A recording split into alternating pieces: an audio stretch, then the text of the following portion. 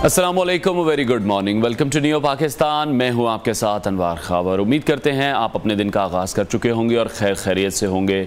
जुम्मा मुबारक का आज दिन है, आप सबको जुम्मा मुबारक हो। प्रोग्राम में आगे बढ़ते हैं और शामिल करते हैं टॉप स्टोरीज।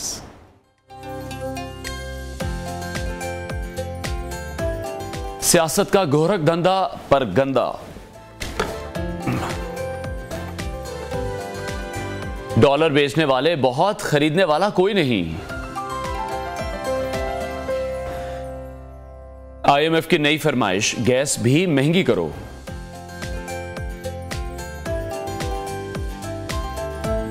और एशिया कप बारिश से खराब होने का खदशा मजीद बढ़ गया।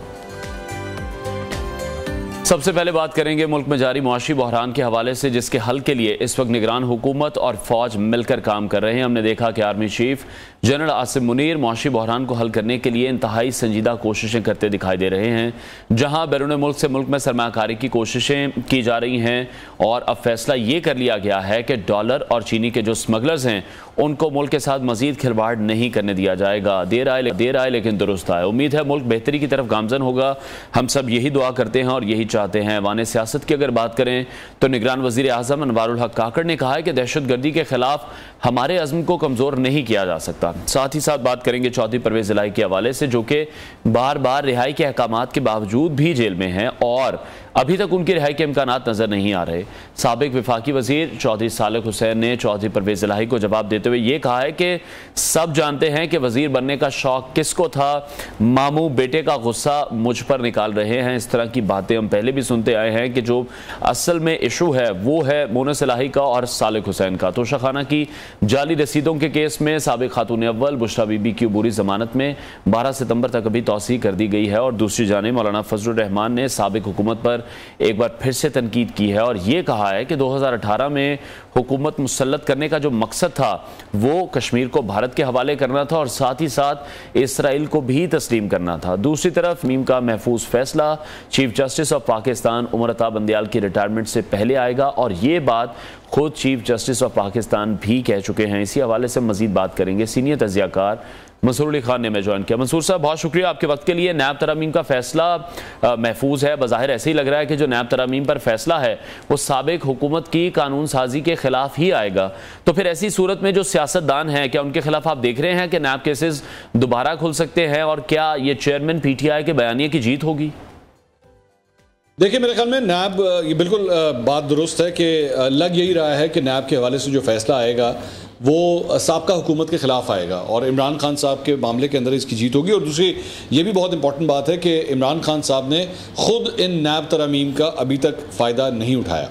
वो चाहते तो इससे फ़ायदा उठा सकते थे, लेकिन उन्होंने एफिडेविट दिया और उन्होंने कहा कि मैं इसका किसी किस्म का कोई फ़ायदा नहीं उठाऊंगा। लेकिन प्रॉब्लम ये है कि अगर ये सब कुछ वापस हो जाता है तो जहाँ पे PDM के मुख्तलिफ सियासतदान जो हैं वो इसके निर्गे में आएंगे या दायरे में आएंगे, वहाँ पे पाकिस्तान तहरीक इंसाफ से जुड़े अपने भी चंद लोग हैं जो इसकी वजह से मुतासिर होंगे। लेकिन मेरा ख्याल में, ये मेरी प्रेडिक्शन है, हो सकता है मैं गलत हूँ, वो ये है कि अगर ये कोई फैसला आ भी गया तो चीफ जस्टिस के पास टाइम बड़ा कम है। 16 तारीख तक का उनके पास वक्त है। उसके बाद एक दूसरे चीफ जस्टिस आ जाएंगे और उस दौरान फिर इसको रिव्यू भी किया जा सकता है। और दूसरी बात यह कि एक और जो इम्पोर्टेंट केस है वो है प्रोसीजर बिल के हवाले से। वो जो कि जनाब अगर 184(3) के तहत जो है वो अगर केस सुनना है तो उसके लिए बेंच किस तरह बनेगा, बेंचेस के हवाले से। सो मेरा ख्याल में बहुत से केसेस के ऊपर जो है ना इसका फर्क पड़ेगा।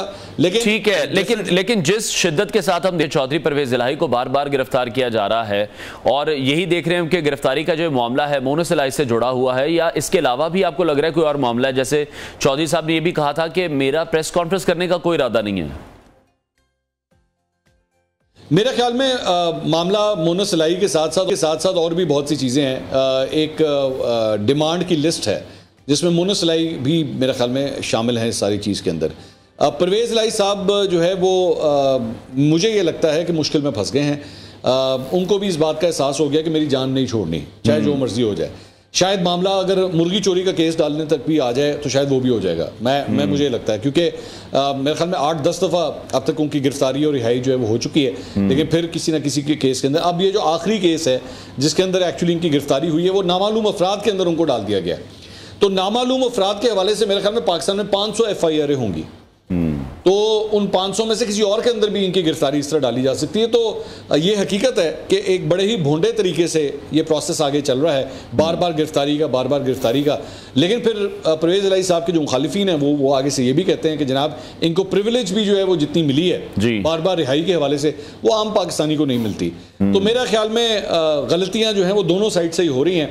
लेकिन जाहिर बात है इस पूरे निज़ाम के ऊपर लोग जो हैं वो हंस रहे हैं कि ये जो सिस्टम चल रहा है गिरफ्तारी का और रिहाई का, वो एक आम पाकिस्तानी के साथ तो इस तरह ठीक है। मसूद साहब, इंतखाबात के मामले पर बात करना चाहूंगा। इतनी गैर यकीनी के साए क्यों अभी तक बरकरार हैं? कुछ लोग अभी भी ये कहते हैं कि इलेक्शन नहीं होंगे, जबकि इलेक्शन कमीशन तो हम देख रहे हैं कि अपनी तैयारियों में लगा हुआ है।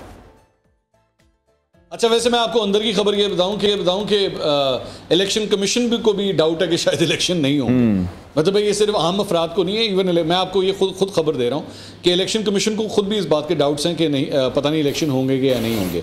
मेरा ख्याल में मुझसे अगर मेरी राय पूछी जाए तो शायद पाकिस्तान में सिर्फ 2 अफराद हैं जिनको शायद इस बात का पता है कि इलेक्शन होंगे या नहीं होंगे, और वो 2 अफराद जो जिनके बारे में मैं ये जिक्र कर रहा हूँ, मेरा ख्याल में उनके नाम जो है मैं ना ही लूँ टीवी के ऊपर, तो बेहतर है कि सिर्फ वो बता सकते हैं। बाकी ये जो 25 करोड़ लोग हैं, मेरा ख्याल में इन 25 करोड़ में शायद 2500 सहाफ़ी भी होंगे, वो भी नहीं बता सकते कि इलेक्शन होंगे या नहीं होंगे।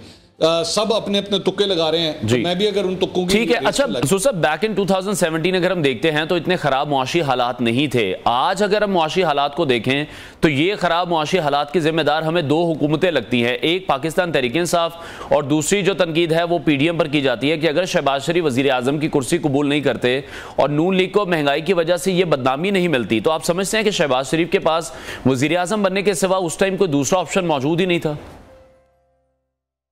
अच्छा, ये मेरा ख्याल में ये मैं इसको इस तरह नहीं कहूँगा कि शहबाज शरीफ साहब के पास जो है वो वज़ीर आज़म बनने के अलावा कोई ऑप्शन मौजूद नहीं था। ऑप्शन तो आपके पास होते हैं। ऐसा नहीं है कि शहबाज शरीफ साहब को पकड़ के किसी ने कॉलर से पकड़ के ज़बरदस्ती PM की कुर्सी को बिठा दिया कि बैठ और कर हुक्मरानी, ऐसा नहीं है। अब से अपनी ख्वाहिश से मतलब बंगड़े डालते हुए जाके PM की कुर्सी के ऊपर बैठे हैं जी। लेकिन ये जो बात है ना कि जी इसका जिम्मेदार कौन है, मैं नहीं समझता कि सिर्फ और सिर्फ PDM और पाकिस्तान तहरीक इंसाफ आज इस मुआशी सूरत हाल की जिम्मेदार है। इसकी अगर कहानी शुरू होगी तो फिर ये कई दहाइयों तक जाएगी, क्योंकि ये ऐसे फॉल्ट्स हैं इस पूरे सिस्टम के अंदर जो कोई 3 साल 2 साल या 5 साल के अरसे के अंदर नहीं आए। ये कई दहाइयों से इस सिस्टम के अंदर खराबी पैदा हो चुकी थी।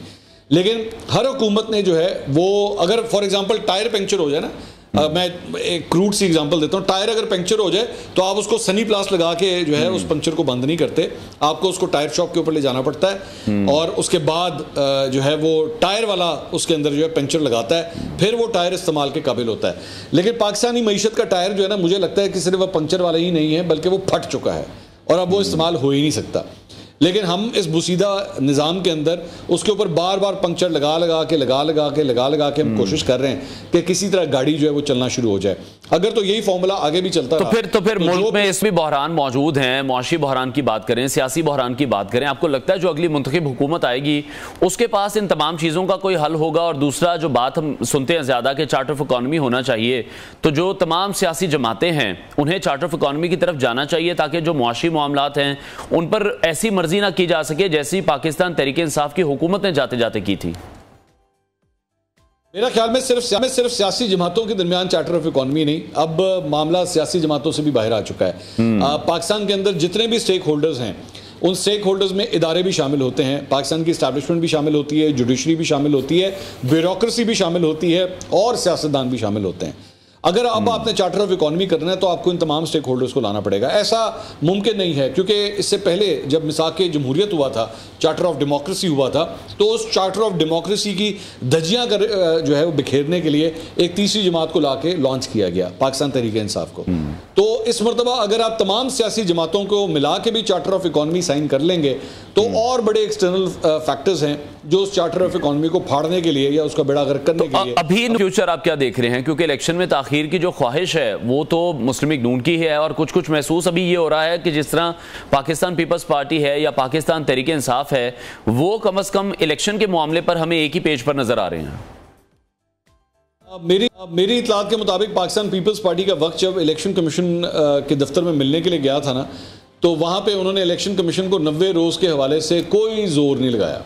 बिल्कुल मीडिया के अंदर आके वहाँ पे उनकी पोजीशंस कुछ और हैं, लेकिन इलेक्शन कमीशन के पास जब उनका वफ्द गया था तो वहाँ पे ऐसा सच कोई जोर नहीं लगाया था। ठीक है, ये हकीकत है कि नून लीग जो है वो कोई जल्दी इलेक्शन कराने के मूड में नहीं लग रही, या अगर वो कहती है अगर नहीं होते तो हमें फ़र्क नहीं पड़ता। ये बेसिकली एक हारा हुआ जो पहलवान होता है ना, ये उसकी ख्वाहिश होती है कि दंगल ना ही हो तो बेहतर है, या दंगल पोस्टपोन हो जाए तो ये बेहतर है। नून लीग को पता है इस बात का कि इस वक्त उनका सियासी कैपिटल जो है वो बहुत ज़्यादा इरोड कर चुका है, और लोग शायद इस मरतबा उनको उस तरह वोट नहीं देंगे जिस तरह 2013 में उनको वोट डला, या इवन 2018 में भी जिस तरह वोट डला, वो जितना भी वोट डला, तो उनको भी इस बात का पता है कि ये सूरत हाल नहीं होगी। मेरा ख्याल में नून लीग जो है वो जब तक नवाज शरीफ साहब वापस नहीं आते, खुद आके मामला को नहीं संभालते, और अगर आ भी गए तो मैं नहीं समझता कि जो सूरत हाल है उसमें 10 to 15% का शायद फर्क पड़ जाए। ऐसा नहीं होगा कि नवाज शरीफ साहब आ जाएंगे तो रातों रात नवाज शरीफ की बात, तो बड़ा फर्क आपको दिखाई नहीं दे रहा। ठीक है, बहुत शुक्रिया। सीनियर तज्जियाकार मंसूर अली खान हमारे साथ इन कॉन्वर्सेशन थे। इसी हवाले से मजीद बात करेंगे, क्योंकि इस वक्त हम देख रहे हैं कि लंदन में बैठकों का सिलसिला जारी है। नवाज शरीफ की वतन वापसी के हवाले से वहाँ पर मुशावरत तो की जा रही है, लेकिन उस मामले में काफ़ी परेशानी दिखाई दे रही है, क्योंकि जो महंगाई का एक मामला है, महंगाई का जिक्र अभी वहाँ पर मुलाकातों में हो रहा है, और यही कहा जा रहा है कि जब वापस आएंगे, जलसे जुलूसों में पहुंचेंगे, तो फिर अवाम से क्या बात करेंगे, अवाम को अपनी जो परफॉर्मेंस है वो क्या बताएंगे। क्योंकि जो पीडीएम हुकूमत की कारकर्दगी की हम बात करते हैं 16 महीने की, तो जिस तरह से महंगाई की गई है, अवामी रद्द-ए-अमल ने नवाज शरीफ को संजीदगी से सोचने पर मजबूर भी कर दिया है। नवाज शरीफ वतन वापसी पर क्या बयानियां लेकर आएंगे, क़यादत में इस वक्त तशवीश की लहर भी देखी जा रही है। मोहसिन बिलाल ने इस हवाले से एक स्टोरी ये की है जो हम आपके साथ शेयर कर रहे हैं। बेशतर लीगी रहनुमा हैं जिन्होंने ये भी कहा है कि जजेस और जर्नल्स के खिलाफ इल्ज़ाम तराशी का बयानिया नहीं बनाना चाहिए। साथ ही साथ पीडीएम की जो 16 माह की परफॉर्मेंस है उससे पीटीआई के खिलाफ महंगाई का बयानिया भी बिकने वाला नहीं, और अगर नवाज शरीफ इलेक्शन में हिस्सा लेने के हल नहीं होते तो फिर वजीर आजम के लिए चेहरा कौन होगा, कौन सा चेहरा होगा, ये सवाल बड़ा इंपॉर्टेंट है। क्योंकि शहबाज शरीफ दोबारा क्या अवाम को काबिल कबूल होंगे। मोहसिन बिलाल ने हमें ज्वाइन किया, उनसे इस हवाले से मजीद बात करेंगे। मोहसिन साहब, क्या सराहियाँ आप देख रहे हैं, क्योंकि ये भी कहा जा रहा है कि कुछ हम ख्याल सहाफ़ी वहाँ पर मौजूद हैं, उनसे भी इस हवाले से मुशावरत की जाएगी, तो आपसे कोई मशवरा लिया गया है? नहीं, हमसे तो कोई मशवरा नहीं लिया गया, लेकिन कुछ लाहौर और इस्लामाबाद से ताल्लुक़ रखने वाले सहाफ़ियों को ज़रूर बुलाया गया है। कुछ लंदन में मौजूद थे और कुछ अब जाने की तैयारियों में है। वजह यह है कि नवाज शरीफ साहब ने संजीदगी से थोड़ा सा गौर शुरू किया है, और एक चीज़ इसमें कि बहुत सारे आप तज़किये सुन रहे होंगे और वो ये आपको ये भी सुनाई देता होगा कि शायद नवाज शरीफ जेल जाने से खौफजदा हैं, और उन्हें ये है और वो ये डील चाह रहे हैं कि अगर मैं पाकिस्तान आऊं तो मैं सीधा अपने घर जाऊं, जेल ना जाऊं, मुझे 2 दिन भी जेल में ना गुजारने पड़े। लेकिन ये इतनी बड़ी वजह नहीं है। सबसे बड़ी वजह ये है कि नवाज शरीफ को अपने नाम का भरम टूटने का जो है वो खौफ है, वो इस खौफ में मुब्तला है कि मैं 3 बार का प्राइम मिनिस्टर रहा हूं, और पहले जो हमारा बयानिया बनता रहा है वो बयानिया आवाम कबूल करते रहे हैं, और अब दीगर नून लीग के रहनुमाओं ने उन्हें ये कहा कि जो वोट को इज्जत दो का बयानिया है वो तो उसी रोज हमारे हाथ से फिसल गया था जिस रोज हमने जनरल बाजवा को एक्सटेंशन दी थी, और अब ये जजेस और अस्करी क़यादत पे इल्जाम तराशी, ये बयानिया काम नहीं आना। और दूसरा हम ये कहते रहे जी के 3.5 साल जो है वो पीटीआई की हुकूमत थी और मुआशी हालात उनके दौर में खराब हुए, कर्जे उन्होंने लिए, तो ये बयानिया भी आवाम सुनेगी नहीं। वजह ये है कि जो 16 माह की पीडीएम की गवर्नमेंट है और जिसका जो चेहरा यानी वजीर आजम शहबाज शरीफ थे ऊपर, तो वो अवाम इस तनाजुर में सवालात करते हैं। तो जो लीगी रहनुमा यहाँ पर मौजूद हैं, अपने हलकों की सियासत करते हैं, उनको हलकों से ये फीडबैक उनके वोटर्स ने दिया है कि आप नहीं बल्कि क़यादत को इन सवालात के जवाब देने चाहिए। बिल्कुल मोहसिन, आपकी जो स्टोरी है वो एक तरफ है, लेकिन दूसरी तरफ हम देख रहे हैं जो सीनियर लीडरशिप है पाकिस्तान मुस्लिम लीग नवाज की, वो ये काफी बार कह चुके थे कि अक्टूबर में वो वापस आ जाएंगे। अक्टूबर में जरूर शहबाज शरीफ ने कहा है, लेकिन इसके साथ जो डेवलपिंग स्टोरी है वो ये है कि जो नवाज शरीफ कैंप के रहनुमा है उन्हें ये पूरी तरह यकीन है कि नवाज शरीफ अगर पाकिस्तान नहीं आते तो शहबाज शरीफ समेत दीगर जो सीनियर लीगी क़यादत है उनमें से कोई भी इलेक्शन ना जीत पाएगा, यानी इनकी ज़बातें जब्त हो जाएगी, और हमने नवाज शरीफ के भरम को टूटने नहीं देना। और वो दिसंबर तक भी अब इस बात को ले जाने के हक में है कि एक बार इलेक्शन की जो तारीख है वो अनाउंस हो तो उसके बाद नवाज शरीफ साहब एक बार और संजीदगी से सोचते हुए फिर वतन वापस आए और उनके जहन में 3 बातें जरूर होनी चाहिए। एक ये है कि जिस तरह का यानी लीगी रहनुमा दावा कर रहे हैं कि शायद रेड कारपेट होगा, लेकिन मोहसिन साहब अगर इलेक्शन तो हम देख रहे हैं, इलेक्शन में ताखीर की खबरें ही सुनाई दे रही हैं हर तरफ से, जिससे भी बात करते हैं या जो मामला अभी नजर आ रहे हैं, तो इलेक्शन अगर डिले होंगे तो नवाज शरीफ पहले आकर क्या करेंगे, अवाम से क्या बात करेंगे? क्योंकि पहले ही कह चुके हैं कि हमने रियासत बचाई, सियासत कुर्बान कर दी, तो सियासत तो फिर उनकी कुर्बान हो चुकी है।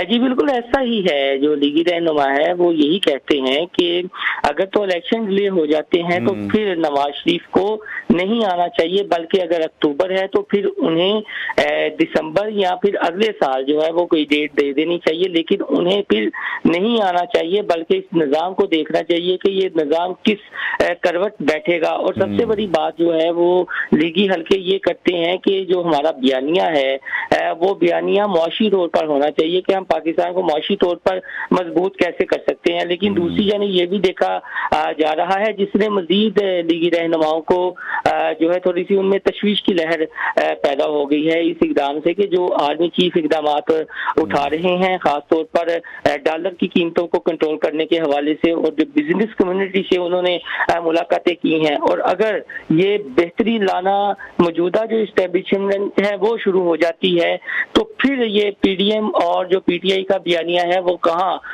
एग्जिस्ट करेगा। वजह ये है कि जो 3.5 साल की पीटीआई की हुकूमत की कारकर्दगी है और जो 16 माह की पीडीएम की हुकूमत की कारकर्दगी है, तो इनके दौर में तो कोई शक नहीं है महंगाई बढ़ी है, कर्जों में इजाफा हुआ है और आम आदमी को कोई रिलीफ नहीं मिला। और अगर ये निगरान सेक्टर में इस्टेब्लिशमेंट थोड़ा सा रिलीफ मुहैया करने में कामयाब हो जाती है तो फिर तो इलेक्शन हो या ना हो, इस पर तो फिर से सवालात उठना शुरू हो जाएंगे।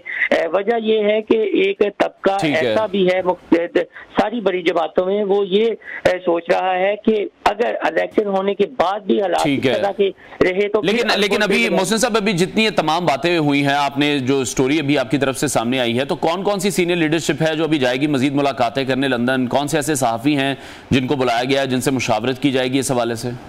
जी सहाफियों ने तो नाम सीवाई राज में रखने का कहा है। वजह ये है कि वो फिर कहते हैं ना कि अपने ही वो सामने आ जाते हैं।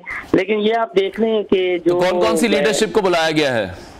लीडरशिप अभी जी सागदार यहाँ पर हैं, वो सारा जायजा ले रहे हैं। आज हमारे ज़राए के मुताबिक उन्होंने ताजर कम्युनिटी से और बिजनेस कम्युनिटी से मुलाकातें करनी है और उनका फीडबैक लेना है। और इस सागदार यहाँ से अपना होमवर्क मुकम्मल करके दोबारा लंदन जाएंगे। इसके अलावा एहसन इकबाल का सुनने में आ रहा है, राना सनाउल्लाह बरेकी प्लेयर हैं और ये देखना ये है कि वो कब लंदन जाते हैं, क्योंकि जो लाहौर के सदर हैं उनसे तो नवाज शरीफ ने मुलाकात कर ली थी और उनका ये कहना है जी कि ये लाहौर में उतरेंगे।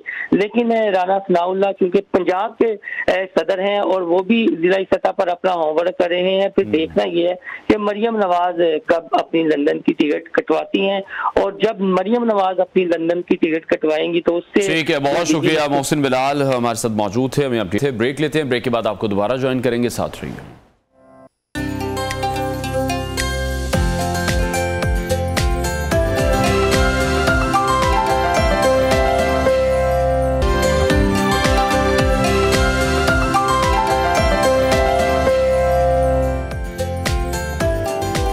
Welcome back. और अब कुछ बात करेंगे मुल्क की मईशत से मुताल्लिक। तो डॉलर की बेलगाम कीमत में कमी का सिलसिला इस वक्त जारी है। डॉलर के पर काटे जा रहे हैं। ओपन मार्केट डॉलर की कीमत में कमी का सिलसिला जारी है, जहां 4 रोज के दौरान डॉलर 331 रुपए की बुलंद परवाज के बाद अब 307 की सतह पर वापस आ चुका है। और एक दिन पहले भी ओपन मार्केट में डॉलर की जो कीमत है उसमें 11 रुपए की बड़ी कमी भी रिकॉर्ड की गई है। Chairman foreign exchange association Malik Bostan का कहना है कि पहले लोग डॉलर खरीदने के लिए आते थे और अब 2 दिन से डॉलर बेचने के लिए आ रहे हैं, लेकिन अभी कोई खरीदने वाला नहीं है। इसी हवाले से मजीद बात करेंगे। Chairman foreign exchange association Malik Bostan साहब हमारे साथ इन कॉन्वर्सेशन होंगे। बोस्तान साहब बहुत शुक्रिया आपके वक्त के लिए। डॉलर जो पहले बहुत था, अब हम देख रहे हैं कि उसकी कमी का सिलसिला जारी है, तो क्या डॉलर के रेट में जो कमी है वो जो एक क्रैकडाउन किया गया है उस वजह से है?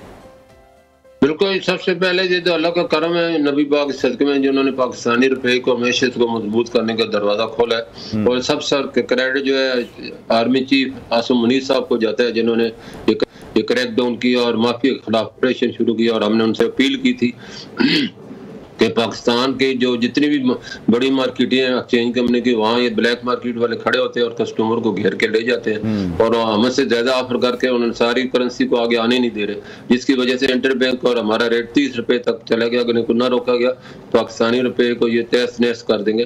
तो उन्होंने बड़ी मेहरबानी की, फौरी तौर पर टास्क बनाई और जो उनके लड्डू तक पे लोगों को पकड़ा भी और कुछ लोग अब अंडरग्राउंड हो गए ये, लेकिन मुस्तकिल बुनियाद पे ऑपरेशन जारी है। तमाम बॉर्डर सील कर देंगे और गाड़ियों की भी चेकिंग हो रही है और जिसका नतीजा निकलेगा कि हमारे पिछले 2 दिन में डॉलर जो है 335 से कम हो गए, 307 और 305 की सतह पे आ गया। और हमने अल्लाह का शुक्र है लोग देने आ रहे हैं, लेने सिर्फ 5 लाख पूरे पाकिस्तान में बिके, वो भी जो लोग सफर कर रहे थे। और 20 मिलियन डॉलर हमने कल कमर्शियल बैंकों को दिए हैं। तो ये इतना सरप्लस हो रहा है, हमें उम्मीद है कि आज से भी ज्यादा लोग बेचने के लिए आएंगे। जो जो इंटर बैंक गिरा है तो और भी गिरेगा तो मार्केट और भी गिर सकती है और हमारी कोशिश है कि 300 से नीचे चला जाए।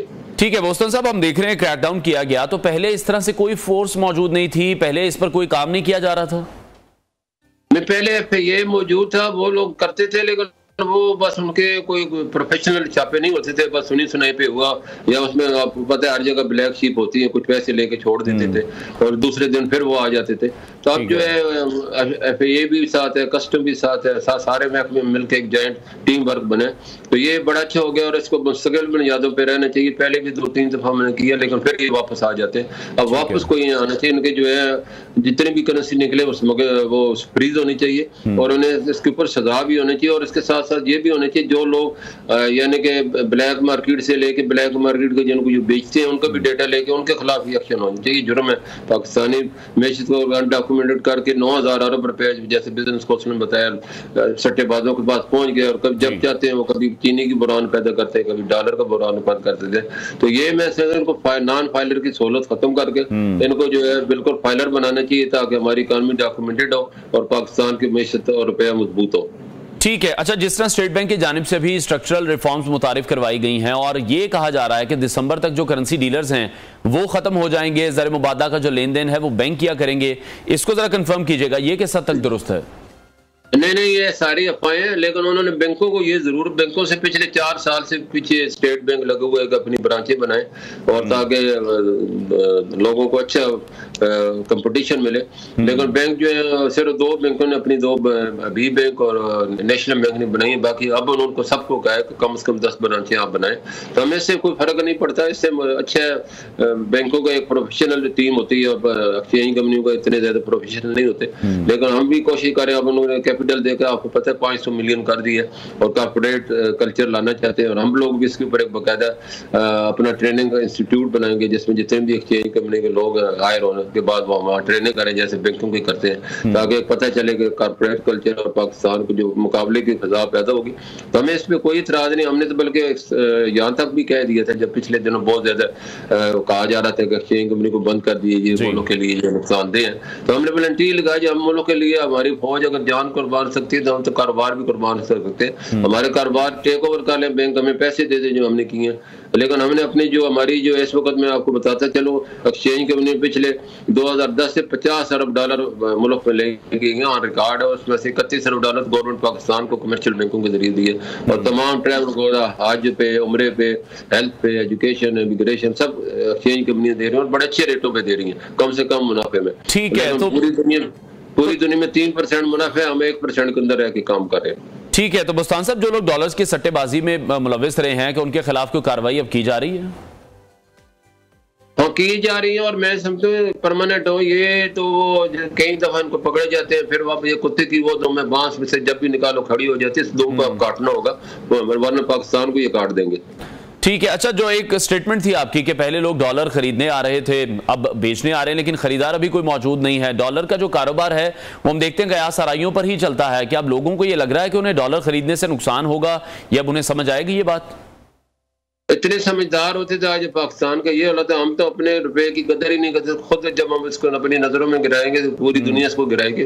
तो हमें इतना बड़ा गवर्नमेंट को जो 25% के करीब इंटरेस्ट कर दिया, तो उसका मकसद यही था कि लोग पाकिस्तानी रुपए में इन्वेस्टमेंट करें या बैंकों में रखें ताकि रुपया मजबूत हो। लेकिन हमारे लोग जो है बस वो मैंने बताया ना कि जो ब्लैक मनी है वो बैंकों में तो आएगी नहीं, वो तो ब्लैक में ही रहेगी, तो उसको खत्म करना होगा उसको। इसलिए ये सारी सहूलतें और ये सारे नॉन फाइलर की फैसिलिटी खत्म करने को मैं तो कहता हूँ उनका टोटली सोशल बाइकाट हो जाना चाहिए, ना तो उनको शनाख्ती कार्ड भी उनको कैंसिल कर देने चाहिए, और ताकि उनको पता चले कोई उनकी चीज अब जो है बैन हो गया, जब तक ये सारी चीजें वो करे नहीं, और उनको कोई भी फैसिलिटी भी नहीं मिलनी चाहिए, ताकि ना उनको मोबाइल हो, ना उनके पास कोई फोन हो, ना बिजली हो, ना गैस हो, ताकि पता चले मुल्क को नुकसान पहुंचाने का कितना बड़ा उनको नुकसान पहुंचे। तो अभी क्या देख रहे हैं आप बोस्तान साहब, डॉलर की कीमत मजीद कितनी गिर सकती है, या आप क्या समझते हैं कितनी गिरनी चाहिए? क्या डॉलर उस रेट पर वापस आ सकता है जो कि पहले 1.5 साल पहले वाली कीमत पर था?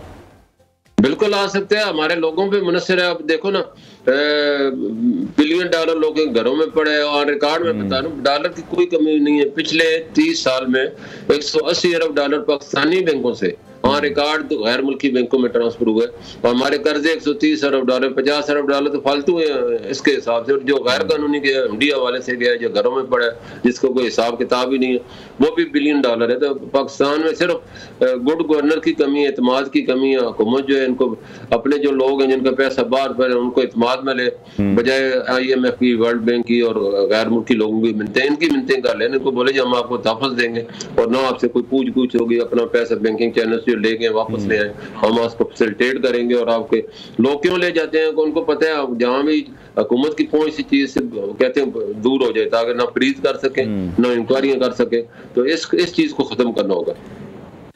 ठीक है, बहुत शुक्रिया। पाकिस्तान फॉरेक्स एक्सचेंज एसोसिएशन के चेयरमैन मलिक बोस्तान हमारा कॉन्वर्सेशन थे। ब्रेक लेते हैं, ब्रेक के बाद आपको दोबारा ज्वाइन करेंगे, साथ रहिए।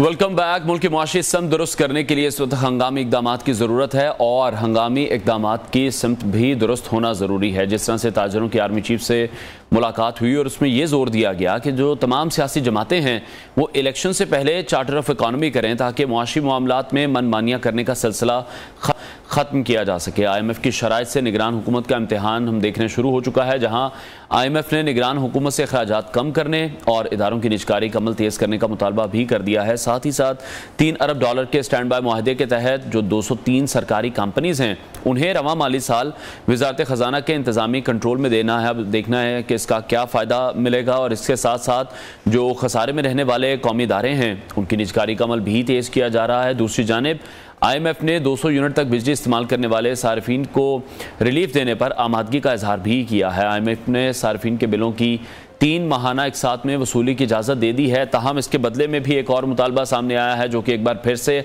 आवाम को इजाफे की सूरत में ही भुगतना पड़ेगा कि जुलाई से जो गैस की कीमतें हैं उसमें भी 50% तक इजाफा किया जाए। बिजली चोरी के खिलाफ क्रैकडाउन किया जाए। मुल्क में इस वक्त बिजली चोरी करने, गैस चोरी करने वालों के खिलाफ क्रैकडाउन का आगाज़ भी कर दिया गया है। इस सिलसिले में हम देख रहे हैं कि मुकदमात भी दर्ज किए जा रहे हैं। उधर वजारत तवानाई ने बिजली बहरान पर काबू पाने के लिए मुल्क भर में जो दुकानें हैं और कारोबार हैं उसे मगरिब के वक्त बंद करने की तजवीज़ भी दी है। इस हवाले से मजीद भी डिस्कस करेंगे। एक अहम खबर आपके साथ शेयर कर लेते हैं, जहाँ सुप्रीम कोर्ट ने मुबैना ऑडियो लीक्स कमीशन से मुतालिक अपना फैसला सुना दिया है। सुप्रीम कोर्ट की जानिब से 3 जजेस पर हुकूमती एतराज़ की मुतफर्रिक दरख्वास्त खारिज कर दी गई है, जहाँ अदालत ने जजेस पर एतराज़ को अदलिया की आज़ादी पर हमला करार दे दिया है। सुप्रीम कोर्ट की जानिब से मुबैना ऑडियो लीक्स इंक्वायरी कमीशन से मुतालिक फैसला सुना दिया गया है। सुप्रीम कोर्ट ने 3 जजेस पर हुकूमती एतराज़ की मुतफर्रिक दरख्वास्त भी खारिज कर दी है।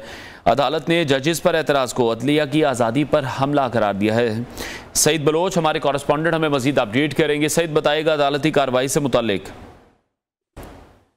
जी बिल्कुल, सुप्रीम कोर्ट ऑफ पाकिस्तान की जानिब से वफाकी हुकूमत की जो दरख्वास्त दायर की गई थी बेंच में शामिल 3 जजेस पर, जिसमें एतराज़ात उठाए गए थे, सुप्रीम कोर्ट ने वो मुतफर्रिक दरख्वास्त खारिज कर दी है। सबका वफाकी हुकूमत की जानिब से आयद किए गए एतराज़ात सुप्रीम कोर्ट की जानिब से मुस्तरद कर दिए गए हैं। वफाकी हुकूमत की जानिब से chief justice Pakistan justice Ijazul Hasan और जस्टिस मुनीर अख्तर के इस केस में शमूलियत पर एतराज़ात उठाए गए थे और उन एतराज़ात के खिलाफ सुप्रीम कोर्ट की जानिब से 6 जून फैसला महफूज किया गया था और वो महफूज फैसला आज सुप्रीम कोर्ट की जानिब से जारी किया गया है। ये मुख्तसर फैसला जस्टिस एजाजुल हसन की जानिब से सुनाया गया है और सुप्रीम कोर्ट ने अपने फैसले में करार दिया है कि तीनों जजेस पर उठाए गए एतराज़ात अदलिया की आज़ादी पर हमला है, मुतफर्रिक दरखास्त मुस्तरद की जाती है।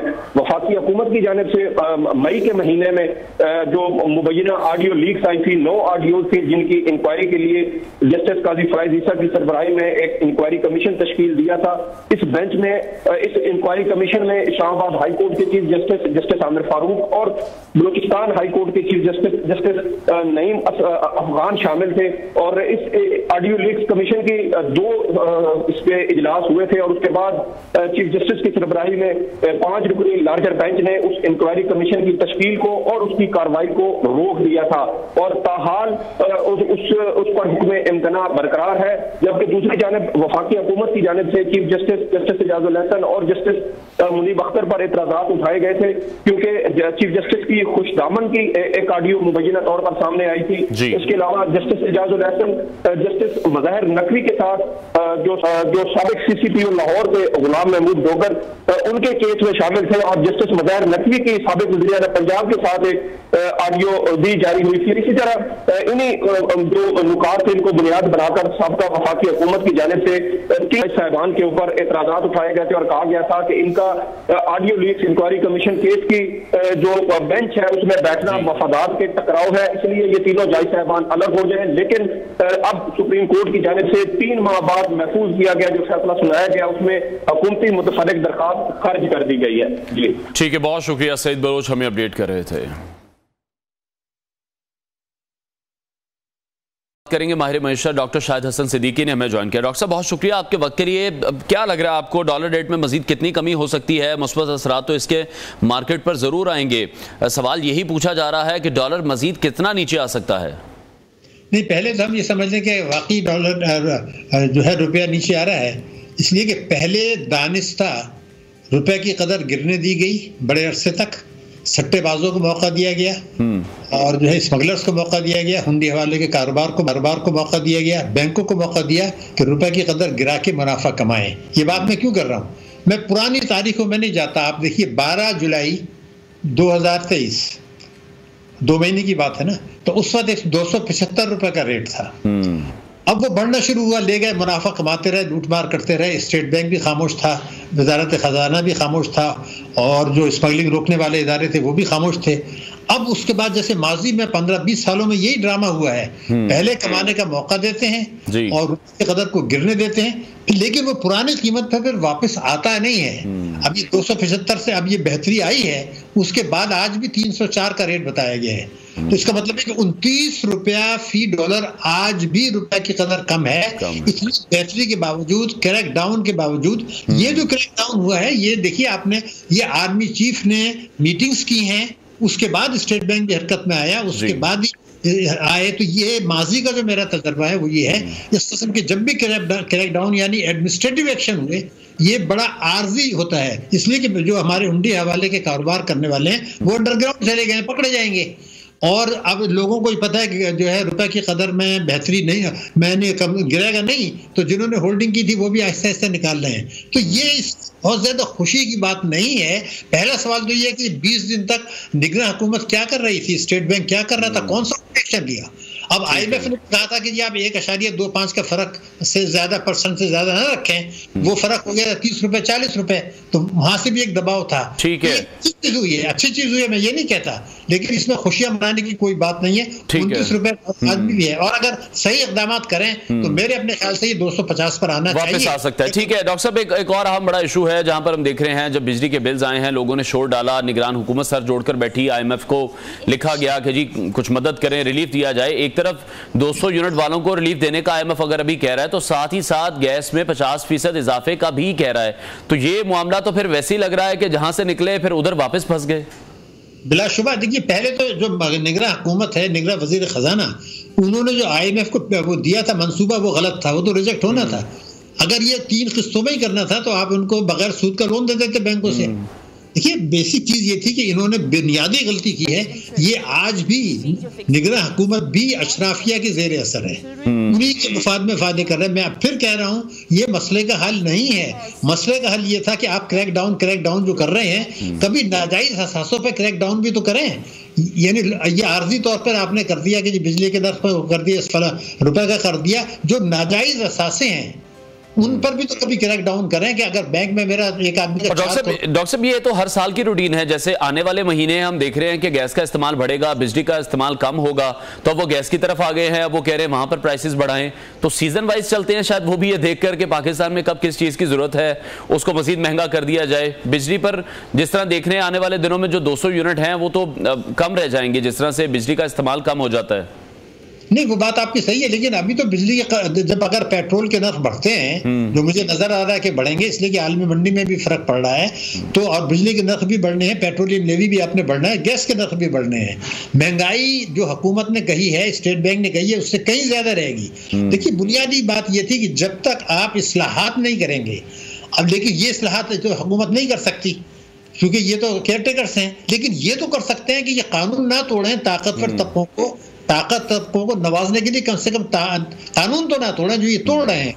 जो मैं बात कर रहा हूँ वो ये था कि 2018 में जो निगरां वजीर खजाना शमशाद अख्तर थी, उन्होंने लूटी हुई दौलत तो जिन्होंने पास थी उनको तहफ़्फ़ुज़ देने के लिए, मैं आपको कोट कर रहा हूँ, आइन के शिक्ष 77 को तोड़ा था, आइन को तोड़ के उनको फायदा पहुंचाया था, और निगरां काबीना ने भी वही काम किया और सदर मुमलकत ने भी किया। ठीक है, अब वही खेल दोबारा हो रहा है, लेकिन चूंकि इस वक्त दबाव ज्यादा है और आर्मी चीफ एक्शन में आए हैं, एक आर्जी बेहतरी आपको नजर आएगी। ये हल नहीं है, हमारी मुश्किलात खुदा न खास्ता रहेंगी। चले उम्मीद करते हैं जो आर्जी हमें रिलीफ नजर आ रहा है ये मुस्तकिल बुनियादों पर हो जाए। अच्छा, जिस तरह इदारों की निजकारी है और साथ ये कहा जा रहा है कि जो 203 सरकारी कंपनीज हैं उनको मिनिस्ट्री से निकालकर वजारत खजाना के मातहत कर देंगे, तो उससे क्या फायदा होगा? और इदारों की निजकारी जो है फिर अगर वो कर दी जाती है तो फिर कौमी मईशत में उसमें आप इन फ्यूचर क्या देख रहे हैं, क्या असरात होंगे उसके?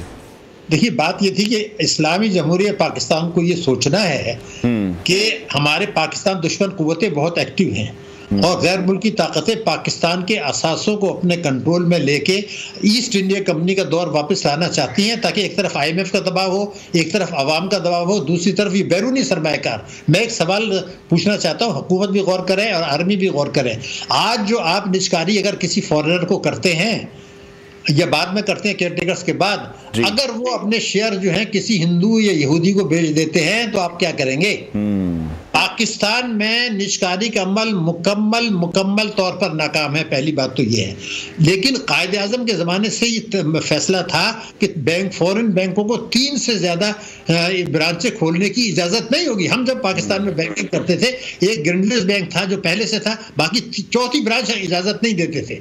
अब ये किया कि आपने बड़ी बड़ी बैंकों को पहले ही प्राइवेटाइज कर दिया। हबीब बैंक फॉरेनर्स के पास चला गया।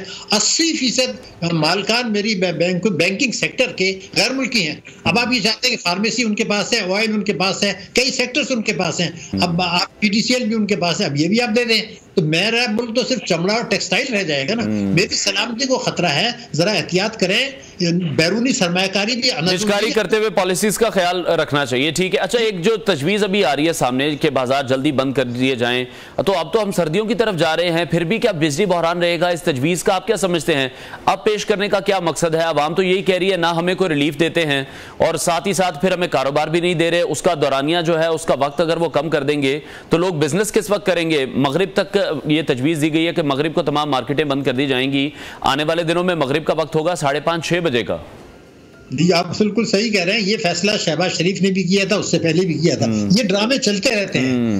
असल चीज ये कि कभी एक दफे ये तो सोचें कि कोई ऐसी इस्लाहात करनी शुरू करें जिससे कि परमानेंट फायदा हो। ये खेल है ना, ये खिलवाड़ है, अटेंशन डाइवर्ट कर रहे हैं। अब स्मगलिंग है, आप बात जैसे कर रहे हैं, अफान ट्रेड है, इनको सबको रेगुलेट करने की जरूरत है ना। अब इस वक्त चूंकि हंगामी सूरत हाल है, आर्मी चीफ आए तो सब एक्शन ले लिया। आहिस्ता आहिस्ता वही पुराना खेल फिर शुरू होने वाला है, क्योंकि जब ये वक्त गुजर जाएगा, बुहरान संगीन से जरा कम हो जाएगा, असासे बेचने से कुछ पैसे आ जाएंगे, वही लूटमार शुरू हो जाएगी। असल चीज है crack down on the illegal assets, और बुनियादी चीज किसी को भी कानून तोड़ने की इजाजत नहीं होनी चाहिए। हमारे मुल्क में जो आइन तोड़ता है उसको बार बार इख्तियार में लाया जाता है, निगरान हुकूमत में भी लाया जाता है, ताकि वो क्योंकि हमारी अशराफिया को खरीदा हुआ है अमेरिका ने, और वो उनके मुफाद जरूर होते हैं। एक मुल्की अशराफिया है, एक बैरूनी। ठीक है, बहुत शुक्रिया माहिर मईशत डॉक्टर शाहिद हसन सिद्दीकी हमारे कन्वर्सेशन थे। ब्रेक लेते हैं, हेडलाइंस के बाद आपको दोबारा ज्वाइन करेंगे। Stay with us.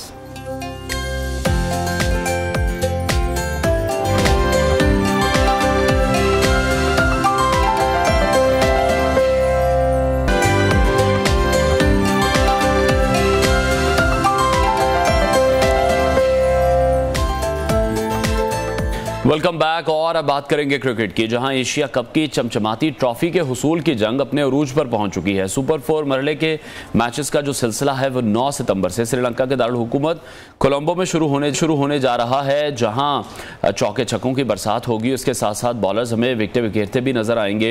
शायकीन क्रिकेट का सनसनीखेज मैचेस देखने का जो वो भी बेसब्री से जारी है। जिस तरह से पाकिस्तान और इंडिया का मैच ड्रॉ हुआ बारिश की जानिब से, तो अभी भी हम देख रहे हैं कि महकमा मौसमियात का जो इनकी तरफ से ऐलान किया गया है वो यही है कि अभी कोलंबो में 10 रोज तक जो बारिशें हैं वो होती दिखाई दे रही हैं। जहां कोलंबो में हमने देखा कि रात के बारिश का सिलसिला शुरू हो गया, जिससे जो भारतीय टीम है उनका प्रैक्टिस सेशन भी काफ़ी हद तक मुतासिर हुआ है। खिलाड़ियों की अगर बात करें तो इंडोर ट्रेनिंग उन्हें करनी पड़ी है, और बारिश की पेशगोई के बाद मेज़बान और जो पाकिस्तान की टीमें हैं उन्होंने एशियन क्रिकेट काउंसिल से मैचेस को किसी और मकाम पर मुंतकिल करने की दरख्वास्त की है। एशियन क्रिकेट काउंसिल के जो सदर हैं जय शाह, उन्होंने अभी भी वो अपनी हठधर्मी का मुजाहरा करते हुए दिखाई दे रहे हैं। सिक्योरिटी और मुआशी सूरत हाल को पाकिस्तान में वो पूरा टूर्नामेंट ना कराने की एक बहुत बड़ी वजह करार दे रहे हैं, जिसके जवाब में हमारे जो स्टार क्रिकेटर हैं शाहिद आफरीदी, उन्होंने जय शाह को उनकी जो याददाश्त है उसको थोड़ा सा रिफ्रेश किया है, उन्हें आड़े हाथों लिया है और ये कहा है कि गुज़श्ता 6 वर्षों में कई गैर मुल्की टीमें, जो कि एक लंबी फहरिस्त है जिनमें वर्ल्ड क्लास तमाम टीमें आई हैं, पाकिस्तान में वो रही हैं, और उन तमाम टीमों की खिलाड़ियों की पाकिस्तान मेज़बानी कर चुका है। शाहिद आफरीदी ने मजीद ये कहा कि मिस्टर शाह कोई शक नहीं है कि पाकिस्तान 2025 की चैंपियंस ट्रॉफी में भारत की मेज़बानी के लिए भी तैयार है। और अब सूरत हाल कुछ ऐसी है कि अगर सुपर 4 की हम बात करें तो तमाम मैचेस अगर वॉश आउट हो जाते हैं तो पाकिस्तान एशिया कप के फाइनल के लिए क्वालिफाई कर जाएगा, और जो दूसरी फाइनलिस्ट टीम होगी उसका फैसला टॉस पर किया जाएगा। अगर फाइनल मैच भी वॉश आउट हो गया तो दोनों फाइनलिस्ट टीमों को मुश्तरका तौर पर फातेह करार दे दिया जाएगा, और इस तरह से एशिया कप का तमाम मज़ा किरकिरा हो जाएगा। जिस तरह से हमने 2 सितंबर को देखा, शायकीन की उम्मीदों पर पानी फिर गया और बहुत ज़्यादा शायकीन जो हैं वो डिसअपॉइंट हमें दिखाई दिए। अगर हम इंडियन फैंस की बात करें या पाकिस्तानी फैंस की बात करें, दोनों तरफ ये कहा जा रहा था कि मैच कंप्लीट होना चाहिए, और ये देखना है कि कौन ये मैच जीता है, कौन ये मार्का अपने नाम करता है। स्पोर्ट्स एनालिस्ट इमरान मानी हमारे साथ इन कॉन्वर्सेशन होंगे, स्टूडियोज़ में मौजूद हैं। मानी, बहुत शुक्रिया आपके वक्त के लिए। Welcome to new Pakistan. Jay Shah इस वक्त तनकीद में घिरे हुए हैं, तो आपको क्या लगता है डिसीजन जय शाह के हैं या फिर अमित शाह के डिसीजन हैं? फेस सिर्फ जय शाह का यूज़ हो रहा है? दोनों ही है, क्योंकि देखें भारतीय क्रिकेट बोर्ड के जो वैसे तो एशियन क्रिकेट काउंसिल है, लेकिन जाहिर है एशियन क्रिकेट काउंसिल को जो लीड कर रहे हैं वो जय शाह कर रहे हैं। ठीक है, तो उनके जो भी डिसीजंस होते हैं, खासतौर पे जहाँ पे पाकिस्तान की इन्वॉल्वमेंट होती है, तो वो गवर्नमेंट ऑफ इंडिया के बगैर नहीं होते। ठीक है ना? तो यहाँ पर भी ये चीज नजर आ रही है कि जिस तरह नंबर 1 आप शुरू से अगर हम बात करें कि पाकिस्तान ने पहले आपको पता था कि एशिया कप पाकिस्तान में होना है, और ये अब से तय नहीं था, और जिस मीटिंग में तय हुआ था उसको लीड जो है जय शाह कर रहे थे। उस वक्त तय हो चुकी थी ये बात। तो उस वक्त जब तमाम टीमों ने एग्री किया कि पाकिस्तान में जाकर खेलना है, आखिर में जाकर रंग में भंग डालना, तो उसके बाद जब बात होती है कि हाइब्रिड मॉडल की बात आती है, हाइब्रिड मॉडल पे भी टाल मटोल से पहले काम लेना, काफी देर बाद जाकर उसको तस्लीम करना, ठीक है पाकिस्तान 4 मैच कराएगा, ओके।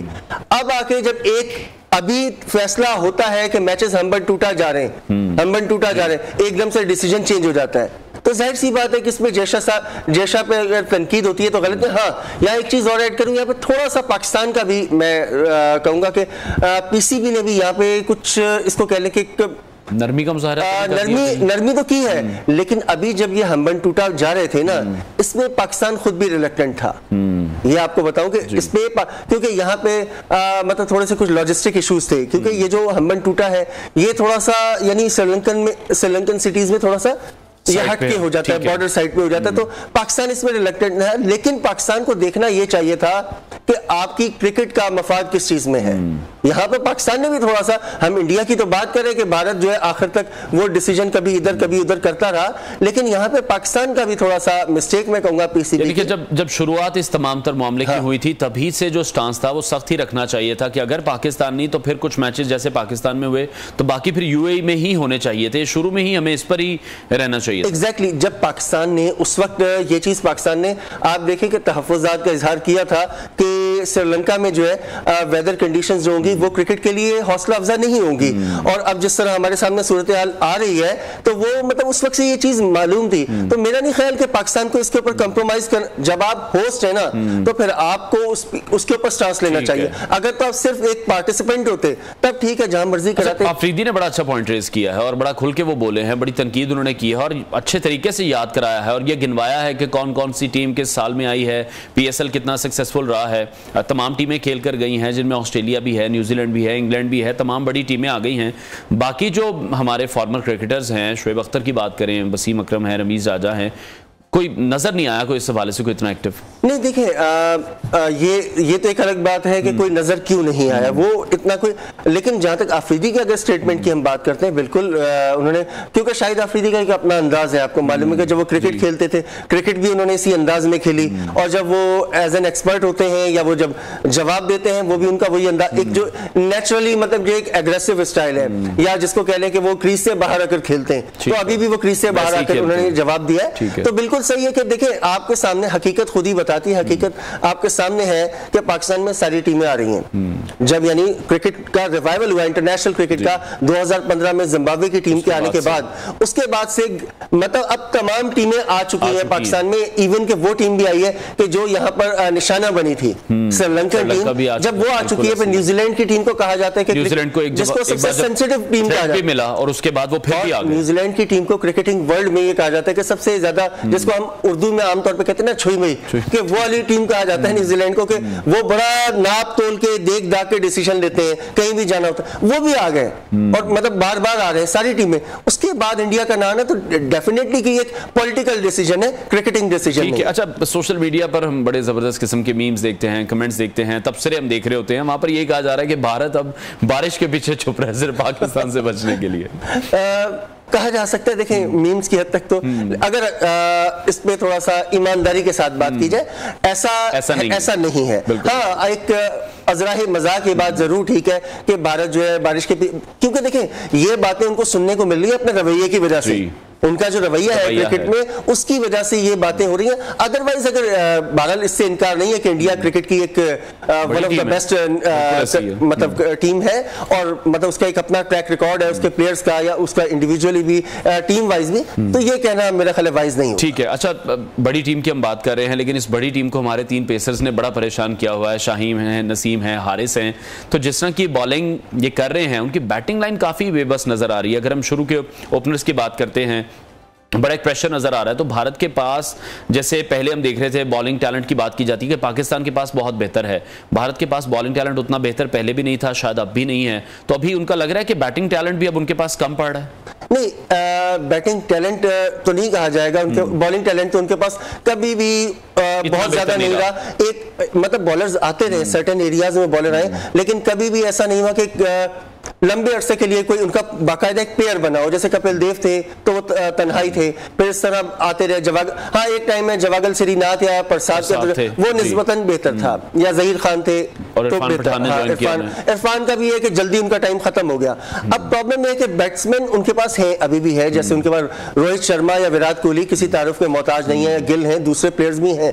लेकिन ये कि यहाँ पे क्रेडिट देना पड़ेगा पाकिस्तानी बॉलर्स को। पाकिस्तानी बॉलर्स ने जिस तरह से कंडीशंस को यूटिलाइज किया, जिस तरह उन्होंने अपना वर्कआउट किया, वो, और बहुत अरसे के बाद पाकिस्तान के पास ये चीज नजर आ रही है कि बैक वक्त आपके पास 3 बॉलर जो है वो इनफॉर्म है, यानी आपको एक ट्राइका नजर आ रहा है, जो एक दौर में हमें वसीम अकरम, वकार यूनुस और शोएब अख्तर की सूरत में नजर आता था। मैं उनसे कंपेयर नहीं कर रहा फिलहाल, लेकिन कहने का मतलब है कि वो चीज उसके बाद अब नजर आ रही है कि ट्राई का है और नई बॉल का यूज भी अच्छा कर रहे हैं, पुरानी बॉल का यूज भी अच्छा कर रहे हैं। मतलब पहले क्या होता था, या तो नई बॉल वाले ज्यादा अच्छे होते, अब आप के बारे में स्पेसिफिकली पहले एक तासुर था कि वो शुरू के ओवर्स में बहुत बेहतर रहते हैं, लेकिन अब हालांकि अभी भी मैं आपको एक बात बताऊं कि अगर आप मैचेस की हाइलाइट्स देखें, कुछ वेपन्स ऐसे हैं जो इन्होंने अभी भी अपने यूज नहीं किए। मसलन बाउंसर्स का यूज अभी तक उस तरह नहीं किया इस टूर्नामेंट में, बाउंसर्स का, या आप ज्यादातर इनका फोकस रहा लेंथ बॉलिंग के ऊपर।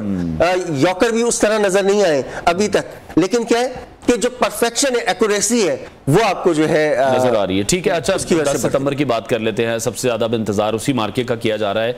बाबर 11 का सामना करना है, वर्ल्ड क्लास टीम है, नंबर 1 पोजीशन पर मौजूद है, एक डेफिनेटली प्रेशर तो होता है दूसरी टीम पर भी। तो पाकिस्तान की अभी स्ट्रेटेजी फिर 10 सितंबर के लिए क्या होनी चाहिए, क्योंकि वही बात आ रही है फिर वो नवाज वाली, फहीम वाली या वसीम वाली? अभी पहले तो छतरियां होनी चाहिए, देखें पाकिस्तान का मेरे ख्याल से तो कॉम्बिनेशन, अगर भारत से आपने सामना करना है, वो जो भारत के खिलाफ पहले आपने खेला था, लेकिन क्या अब देखना अब जिस तरह की वेदर कंडीशंस हैं, इसके बाद आप मतलब ये पॉसिबल है कि आप 4 पेसर्स के साथ चले जाएं, जिस तरह आपने अभी लास्ट मैच में 4 पेसर्स खेला, यानी चौथा pacer Faheem Ashraf, fast bowling allrounder. तो उस मैच के लिए मेरा ख्याल है कि आप इसको कंटिन्यू कर सकते हैं। अदरवाइज अगर आप जो भारत के खिलाफ पहले तो नवाज के साथ भी जा सकते हैं, लेकिन जो वेदर कंडीशंस लग रही हैं, इनको देखते हुए मेरा ख्याल है कि 4 पेसर्स ये बेटर ऑप्शन होगा। ठीक है, अच्छा फखर जिस तरह से इनकंसिस्टेंसी उनकी अब हम देख रहे हैं, तो एशिया कप तो हमें नजर आ रहा है कि बारिश की नजर हो रहा है। आपको लगता है फखर की ये परफॉर्मेंस उनको वर्ल्ड कप से बाहर कर सकती है, या ऐसा नहीं होगा, इतना बड़ा डिसीजन अभी नहीं लिया जाएगा? हाँ, अभी इट्स अर्ली कि ये कहना, मेरा नहीं ख्याल कि इतना बड़ा रिस्क मैं रिस्क इस लिहाज से कि एक प्लेयर एक अरसे से आपके साथ चलता हुआ है, और देखें अभी रिसेंट जैसे 7-8 या जितने मैच उनके जिसमें इनकंसिस्टेंट है, वो नहीं, उससे पहले एक बैड पैच है, लेकिन उससे पहले की अगर आप फखर की 2022 की या उससे आगे पीछे की परफॉर्मेंस देखते हैं, अच्छी परफॉर्मेंस है फखर की। देखिए इस वक्त प्रॉब्लम क्या आ रही है फखर को, कुछ मैचेस अभी रिसेंट भी अगर आप देखते हैं, इनमें अच्छा स्टार्ट लेने के बाद वो आउट हो गए, मैं कन्वर्ट नहीं कर सके। अब एक उनको बड़ी इनिंग की जरूरत है। हाँ, ये है कि आप अब्दुल्ला शफीक को, अब बात ये आ रही है, देखें अब्दुल्ला शफीक को अगर आप चांस देते हैं, अब टूर्नामेंट इस स्टेज पे आ चुका है कि आगे अब थोड़ा सा रिस्की हो जाएगा ये। हालांकि एक तरफ ये भी आर्गुमेंट है कि आप ठीक है अब्दुल्ला शफीक को चांस दें, अगर लग जाए तो उनका जो मोमेंटम है वो दोबारा बिल्डअप हो कोशिश ये हो रही है कि ये वेट किया कि उनका एक बार मोमेंटम गेन कर लें। वो हो सकता है कि किसी मतलब ठीक है कि आप इस चीज ये भी आप वेट नहीं करते, कभी भी आप दूसरे प्लेयर को चांस देते, बट मामला ये है कि इसके बाद आपके पास कोई और जगह नहीं है आजमाने के लिए, या दोबारा और कोई वर्ल्ड, इसके बाद डायरेक्टली आपको वर्ल्ड कप खेलना है। अब आपके पास ये सुपर 4 के 2 मैचेस हैं, और अगर आप फाइनल खेलते थे, यानी ये 3 मैचेस पॉसिबली आपके पास 3 मैचेस, उसके बाद वर्ल्ड कप है, तो बहुत ज्यादा आपके पास एक्सपेरिमेंट के चांसेस नहीं है। ठीक है, अच्छा जो मॉडर्न डे क्रिकेट की एक बात हमने सुनी, मिकी आर्थर भी वो बात करते रहे, और हमने देखा जब पीछे टेस्ट सीरीज हुई श्रीलंका के खिलाफ, तो हमने देखा पाकिस्तानी प्लेयर्स हमें बड़े तेज खेलते हुए दिखाई दिए। इन वनडे मैचेस में आप क्या समझ रहे हैं, क्योंकि ऑब्वियसली जो लोग सोशल मीडिया पर बैठे हैं उनको ना एक्सपीरियंस है ना नॉलेज है, वो अपना एक तजिया पेश कर देते हैं, जिससे जो अवाम है वो एक आप कहें कि मुनकसिम हो जाती है उनकी राय भी। तो क्या पिचेस ऐसी थी कि पाकिस्तानी प्लेयर्स हमें जब खेलते दिखाई दे रहे हैं, क्योंकि एक्सपेक्ट यही किया जाता है कि अब ये तेज ही खेलेंगे, जो रन रेट है वो तेज ही रहेगा, लेकिन वो हमने देखा कि पिछले मैच में भी इतना बेहतर नहीं था। देखिए जो तो है सोशल मीडिया की फौज है ना, उसके लिए तो वही वो कहते हैं ना कि इनकी अपनी मजबूरी, कहने दो इनको, ठीक है, उनकी अपनी मजबूरी है। बात यह है कि देखें श्रीलंकन कंडीशंस की अगर आप बात करते हैं, श्रीलंका में आप इस खास तौर पे पिछले चंद साल से आप देखें, श्रीलंका की विकेटें वो नहीं है जहां 300 350 के फटे लगाएं, ठीक है, कि श्रीलंका की आमतौर पे स्पिन फ्रेंडली विकेट्स होती हैं, लो बाउंस होता है, यहाँ पे आप उस तरह से स्कोर, यहाँ पे आइडियल आपका स्कोर यही होगा 270 होने को हो जाएगा, समटाइम हो सकता है 300 प्लस भी आप चले जाएंगे, वीकर अपोजिशन होगी आप चले जाएंगे, लेकिन एक जो तगड़ा मैच होगा उसमें आमतौर पे पॉसिबल नहीं होता, क्योंकि यहाँ की स्पिन फ्रेंडली विकेट्स हैं, या एक विकेट हमने देखी जो जिसको कहते हैं क्रिकेट में डबल पेस विकेट थी, तो यहाँ पे इतना ज्यादा स्कोर नहीं होता है, पहली बात। दूसरी बात ये कि अगर आप इंटेंट की बात करते हैं, या जैसे इमामुल हक का हम लास्ट मैच का देखते हैं, यूजुअली जो इमाम का स्ट्राइक रेट होता है वो 80 के अराउंड होता है, पिछले मैच में आई गेस के 90 प्लस का उनका स्ट्राइक रेट था, तो यानी थोड़ी सी इंप्रूवमेंट जरूर आई है, लेकिन यहाँ की मैं बता दूं कंडीशंस का ये है कि यहाँ एकदम आप जाते ही जो है आप डाउन द ट्रैक नहीं जा सकते। आपको यहाँ पे बॉल का वेट करना पड़ता है, जहां आपको बैट बॉल मिले उसको आप चार्ज करें। यहाँ पे देखिए आपको जो बेसिक है वो अप्लाई करनी है कि आपने विकेट्स अपने हाथ में रखनी है, जहां और आपने पार्टनरशिप बिल्ड करनी है। जो दूसरी कंडीशंस हैं जैसे लाहौर की कंडीशंस थी ये डिफरेंट है, लाहौर का एक अलग कंडीशन, या इंडिया में जो कंडीशंस होंगी कंडीशन वाइज ये चीजें वेरी करती हैं। ठीक है, बहुत शुक्रिया। स्पोर्ट्स एनालिस्ट इमरान मानी हमारे साथ इन कॉन्वर्सेशन थे, आपका बहुत शुक्रिया। आगे बढ़ एक वायरल वीडियो, वायरल वाकया आपके साथ शेयर करते हैं जो कि चीन में पेश आया, जहां एक वहां की मारूफ फूड चेन कंपनी है, जहां के रेस्टोरेंट में एक गाहक की जानिब से मुलाजिम की वीडियो बनाई गई, फुटेज रिकॉर्ड की गई, जो इस वक्त आप न्यूज़ की स्क्रीन पर भी देख रहे हैं। और इसमें जो मनाजिर हैं वो बड़े ही डिस्टर्ब कर देने वाले हैं, जहां ऑरेंज जूस में पोछे को धोने के लिए इस्तेमाल होने वाले सिंक के नलके का पानी जूस में मिलाने की ये वीडियो वायरल हुई है। अमला यहां पर ऑरेंज जूस में सिंक का गंदा पानी मिक्स करता हुआ दिखाई दे रहा है, और इस सिंक के आसपास भी जो फर्श है वो साफ करने वाले जो कपड़े होते हैं जिसे पोछा कहा जाता है वो पड़े हुए हैं। जो मुलाजमा ये हरकत कर रही थी, जब उसको मालूम हुआ, उसको थोड़ा सा आइडिया हुआ कि उसको रिकॉर्ड किया जा रहा है, ये फुटेज बनाई जा रही है, तो फिर उसके बाद ही उन्होंने बर्तन निकालकर उसको सर्विंग कंटेनर में उसको शिफ्ट कर दिया। जबकि जो वहाँ पर साथी अमले मौजूद थे उन्होंने कस्टमर को कोशिश की है कि वो ये फुटेज बनाने से किसी ना किसी तरह से रोकें। तो इस रिपोर्ट के मुताबिक जो मस्कूरा वो जो क्लाइंट था, वो जो ग्राहक वहाँ पर मौजूद था रेस्टोरेंट में, उन्होंने वो बर्तन बाहर फिर निकाला और ऊंची आवाज़ में रेस्टोरेंट में बैठे तमाम लोगों को उन्होंने इस हवाले से बताया, तमाम जो क्लाइंट्स वहाँ पर बैठे हुए थे जो खाना खाने के लिए आए थे, कि ये जो यहाँ पर स्टाफ मौजूद है ये किस तरह से इस जूस में सिंक का पानी मिला रहा है। तो इस तरह के बहुत से वाक़यात हमने देखे हैं रेस्टोरेंट्स में होते हैं जहाँ हाइजीन का ख्याल नहीं रखा जाता। तो बाद में ये जो रेस्टोरेंट है इनके खिलाफ फिर कार्रवाई भी की गई है, इनकी जानिब से माफ़ीनामा जारी किया गया है, और जो मस्कूरा ब्रांच है यहाँ पर निगरानी का फुकदान देखने में आया है। जो इंतज़ामी तरीक़ाकार है, जो मैनेजमेंट है, उनको इसका जिम्मेदार ठहराया गया है। इस वाक़े को जब हमने देखा सोशल मीडिया पर यह वायरल हुआ, अवामी रद्द-ए-अमल सामने इस पर आया, बड़ी तनकीद की गई। इस रेस्टोरेंट के मैनेजर को उनकी पोस्ट से हटा दिया गया, जबकि जो बराह रास्त मुलव्विस इसमें मुलाजमीन थे उनको भी नौकरी से निकाल दिया गया है। और इसके अलावा रेस्टोरेंट का जो अमला है उनको हिफ्ज़ाने सेहत से मुताल्लिक होने वाली अब ट्रेनिंग भी दी जाएगी कि हाइजीन का ख्याल किस तरह से रखा जाए, क्योंकि हमारे इर्द गिर्द भी हम देखते हैं बहुत सी ऐसी वीडियोस हमने देखी हैं, ऐसे वाक़यात हमने देखे हैं। तो आपके इर्द गिर्द ऐसा कोई वाक़या रिपोर्ट हुआ तो हमारे साथ ज़रूर शेयर कीजिएगा। ब्रेक लेते हैं, ब्रेक के बाद आपको दोबारा ज्वाइन करेंगे।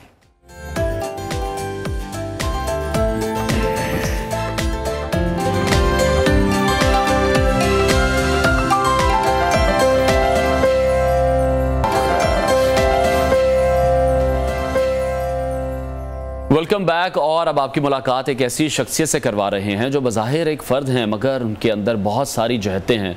वो एक किरदार हैं या फिर किरदार को अपने लफ्ज़ों में ढालते हैं।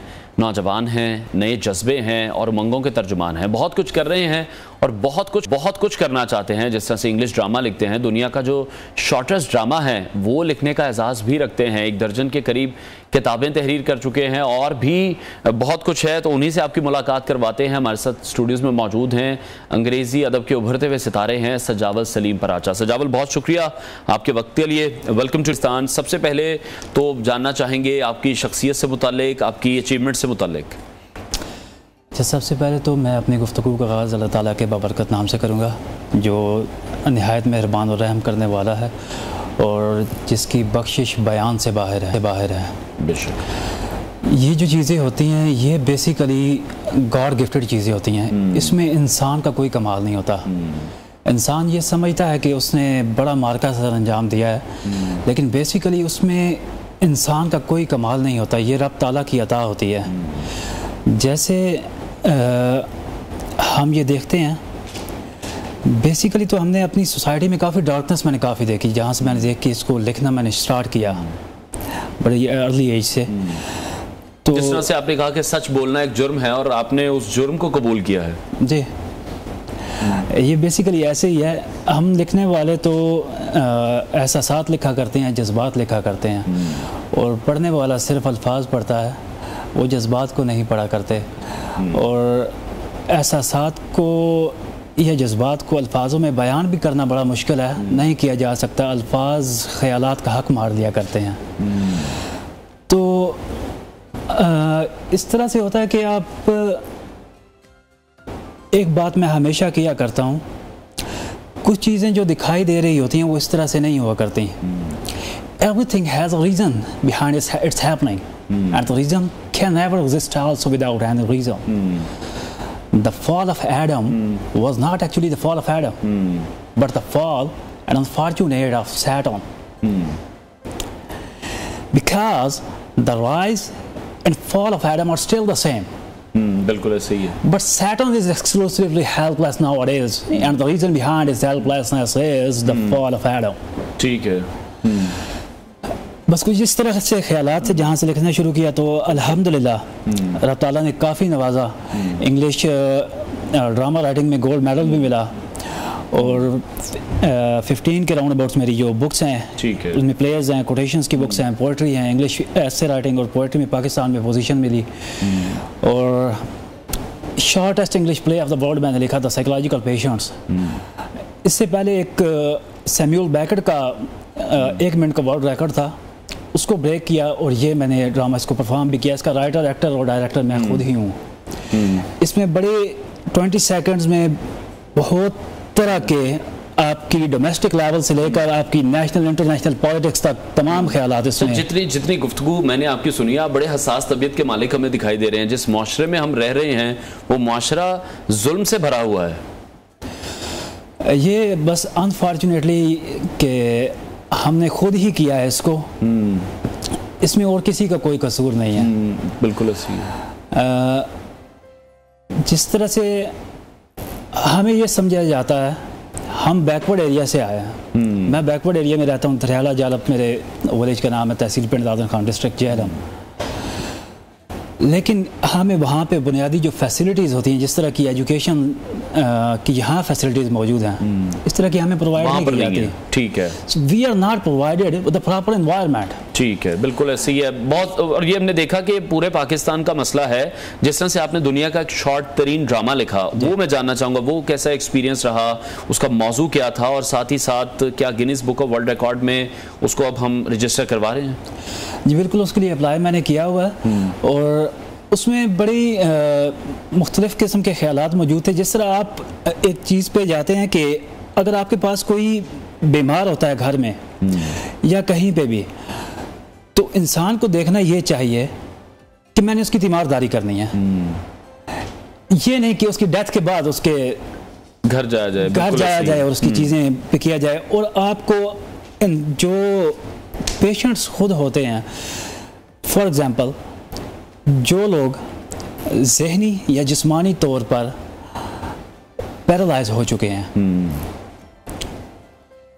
अब उन्होंने अपने लिए कोई केयर टेकर लिखना है, कोई रखना है उन्होंने अपने लिए केयर टेकर, तो क्या वो अपनी हालत को देख के केयर टेकर रखेंगे या केयर टेकर की हालत को देख के रखेंगे कि ये बड़ा बोटेड शूटेड है और इसको मैंने अपने लिए केयर टेकर सिलेक्ट कर लिया? हो सकता है वो आपको पॉइजन दे दे। इसमें हमारे लिए डोमेस्टिक जब आप सिलेक्शंस करते हैं अपने लीडर्स की, तो आप अपनी कंडीशन को देख के करते हैं। आप किस चीज़ को देख के करते हैं सिलेक्शंस आप करते हैं?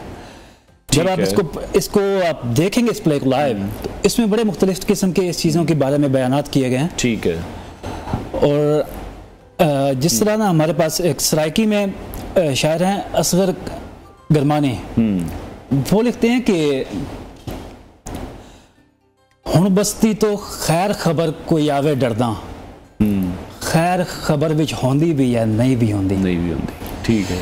कैस को मजनू कर देंदी है जड़ी वहशत, जंगल भर विच होंदी भी है नहीं भी होंदी। कई कई अरसा सामने नजरन वाली सूरत, यार नजर विच होंदी भी है नहीं भी होंदी। तो हम एक तरह से इन चीज़ों को देखा जाए। दूसरी बात ये कि हम एक कंपटीशन की फिजा हर तरफ पैदा हो चुकी है। बिल्कुल ऐसे ही है, और ये चीज़ बड़ी क्रिटिकल है और बड़ी डेंजरस चीज़ है। बिल्कुल कंपटीशन की दौड़ में हम सब भागते हमें दिखाई दे रहे हैं। मुस्तनिफ अंग्रेजी लिटरेचर सजावत सलीम फराचा हमारे साथ इन कॉन्वर्सेशन थे, आपका बहुत शुक्रिया। नाज़रीन ब्रेक के बाद आपको दोबारा ज्वाइन करते हैं।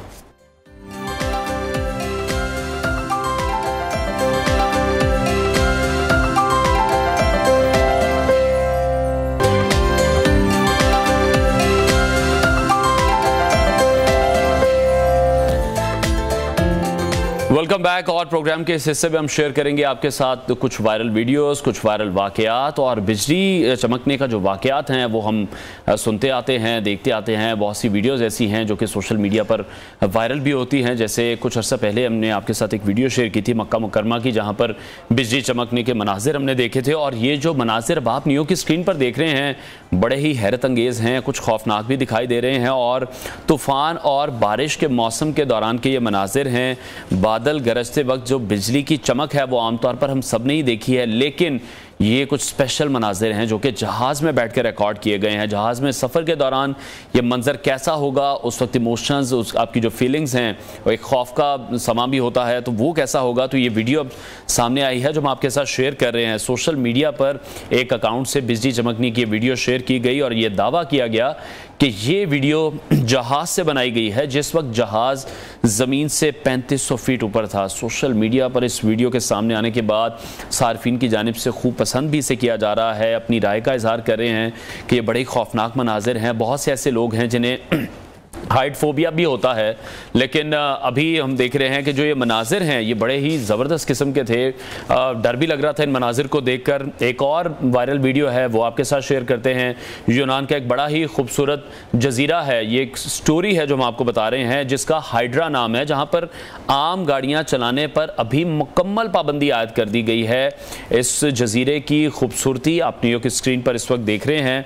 और इस जजीरे में जैसे कि फायर ब्रिगेड हैं या एम्बुलेंस की सर्विस है, जो भी कोई रेस्क्यू करने के हवाले से, इमरजेंसी के हवाले से जो सर्विसेज हैं, उसके अलावा किसी भी किस्म की जो आम गाड़ी है उसको चलाने पर यहाँ पर साफ पाबंदी है। और इस जजीरे में जो इसका हुस्न है वो इसके अतराफ में इसका नीला पानी है, साफ़ सुथरी गलियाँ हैं, सड़कें हैं, खुशबूदार जो फूल वाले यहाँ पर दरख्त मौजूद हैं। लेकिन गाड़ियों की वजह से ये कहा जा रहा था कि इसका जो हुस्न है वो ख़राब हो रहा था, यहाँ पर शोर पैदा हो रहा था, आलूदगी से इस शहर का हुस्न मुतासिर हो रहा था। बड़ी खूबसूरत ये तस्वीरें हैं जो हम इस वक्त नियो की स्क्रीन पर देख रहे हैं।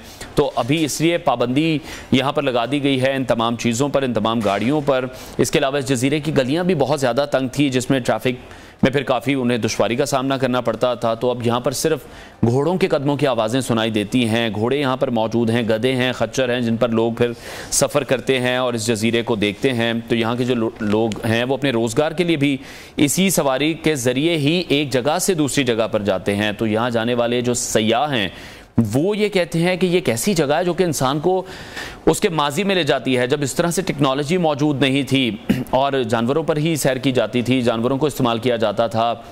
हम देखते हैं आलूदगी नहीं थी। और दिलचस्प बात यह है कि जो वहाँ के रिहायशी हैं वो इस फैसले पर, इस पाबंदी पर बड़े खुश हैं कि उसके जब से पाबंदी आयद हुई है उसके बाद वो बहुत ज़्यादा पुरसकून हो गए हैं। यहाँ पर शोर नहीं है, आलूदगी नहीं है, कोई ट्रैफिक यहाँ पर स्टक नहीं होती। तो इस खूबसूरत जजीरे की सैर करने वाले जो सयाह हैं वो अपने इस सफ़र को काफ़ी फिर याद रखते हैं, बरसों याद रखते हैं। तो अगर मरी में भी जिस तरह से हम देखते हैं हमारा जो सबसे बड़ा टूरिस्ट पॉइंट है, उस पर अगर इस तरह का कोई फ़ैसला कर लिया जाए कि वहाँ पर ट्रैफिक नहीं होगी, गाड़ियाँ वहाँ पर नहीं चलेंगी, तो मेरा ख्याल है बहुत से ऐसे टूरिस्ट पॉइंट हैं पाकिस्तान के जिनको बेहतर किया जा सकता है। छोटे छोटे से जिस तरह से एग्जाम्पल हम आपको कोट कर रहे हैं, बड़ी बेहतरी लाई जा सकती है।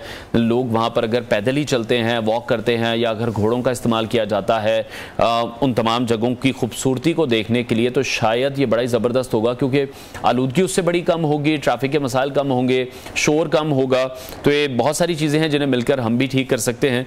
खैर आगे बढ़ते हैं और अब बात करेंगे पाकिस्तान तालीमी इनकलाब के हवाले से, जिसकी अभी तो हमें बहुत ज़्यादा ज़रूरत है। जैसे हमारा तालीमी निज़ाम है, बहुत सारी उसमें खामियां हैं। दूसरी तरफ जैसे प्राइमरी तालीम की हम बात करते हैं तो उसकी हालत का अंदाज़ा हम इस बात से लगा सकते हैं कि मुल्क भर में जो 32% बच्चे हैं वो स्कूलों से बाहर है, जो कि इंतहाई अफसोसनाक है। अब दुनिया तेज़ रफ्तारी से आगे बढ़ रही है, आर्टिफिशियल इंटेलिजेंस की बात की जाती है, और हम लोग हैं कि वही पढ़ाई के पुराने तरीक़ों पर चल रहे हैं। बिज़नेस की अगर बात करें तो डीके पर सिखाया जा रहा है, जो कि इंतहाई ज़रूरी हो चुका है।